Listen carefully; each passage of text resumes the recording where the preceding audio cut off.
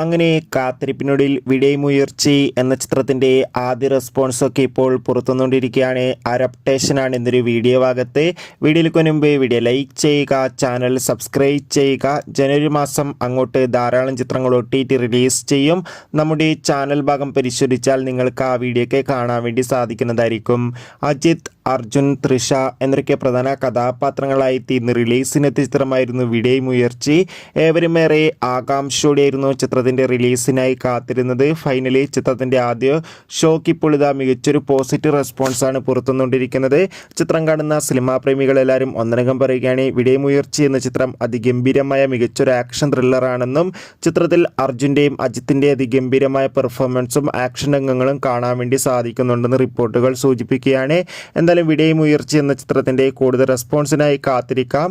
ചിത്രത്തിന് വേണ്ടി എത്ര പേർ കാത്തിരുന്നു തീർച്ചയായും കമൻറ്റ് ബോക്സിൽ രേഖപ്പെടുത്തുക. Bye bye.